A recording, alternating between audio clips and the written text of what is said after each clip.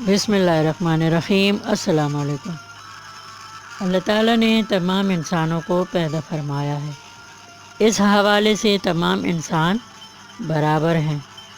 امیر غریب، چھوٹے بڑے، اچھے برے، سب انسان اللہ تعالیٰ کے نزدیک برابر ہیں۔ مقبولیت اس کو حاصل ہے جو اللہ تعالیٰ کے فرما بردار ہیں۔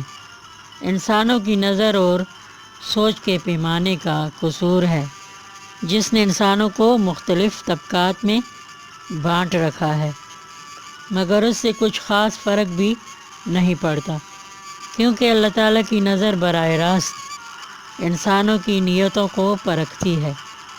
انسان کی نیت جو بھی ہوتی ہے اسی کے مطابق اس کی زندگی کے معاملات میں رد و بدل ہوتا رہتا ہے۔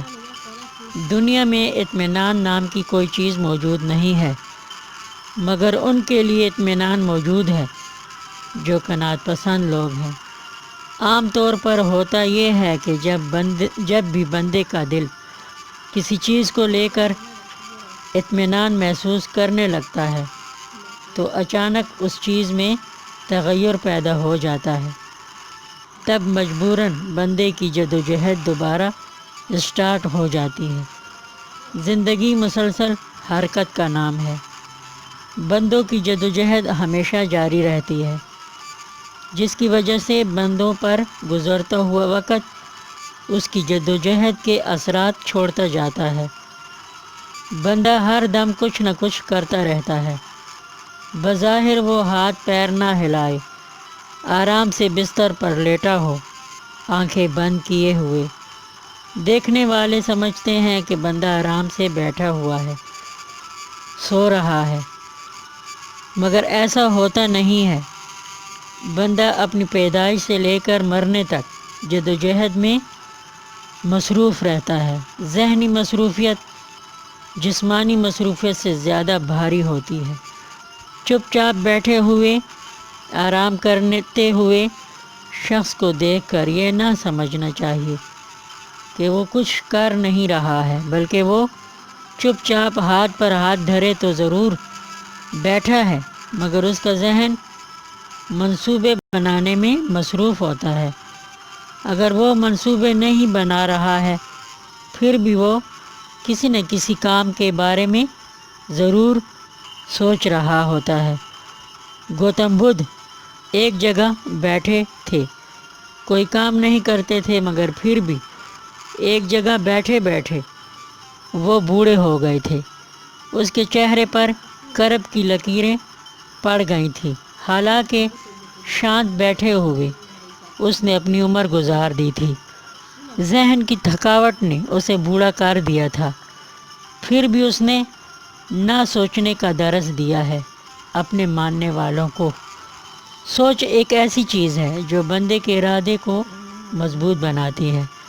سوچ سے ایک طرز فکر جنم لیتی ہے جو ہر بندے کے کردار کو اجاگر ہونے میں مدد دیتی ہے۔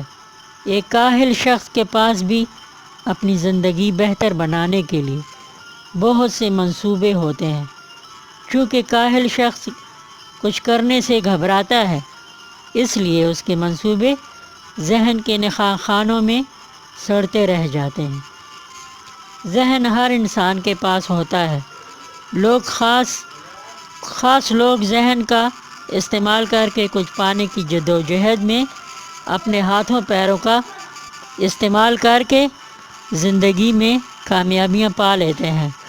کام کے متعلق سوچتے رہنے اور اچھے ارادے باندھ کر بیٹھے رہنے والے بیٹھے ہی رہ جاتے ہیں، اور جب دوسرے لوگ اس کے ذہن میں بنے ہوئے ارادوں کے پلوں پر سے گزر کر پار اتر جاتے ہیں تب وہ کاہل سوچنے والے حیران ہوتے ہیں کہ دوسروں کو ان کے خیالات کا، خوابوں کا، سپنوں کا کیسے پتہ چلا۔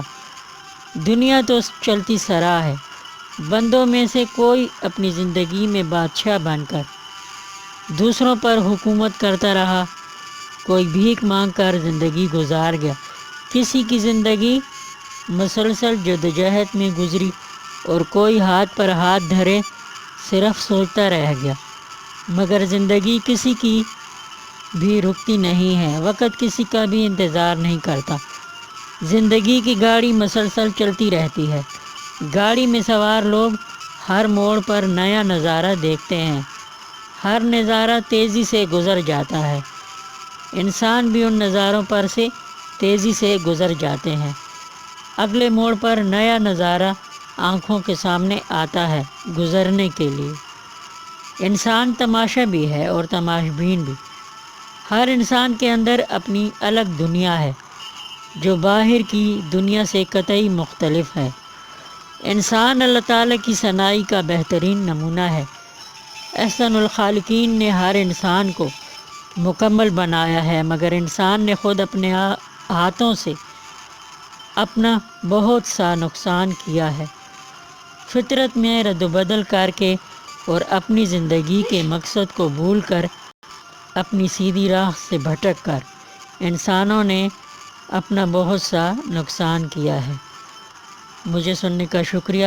اب اجازت، اللہ حافظ۔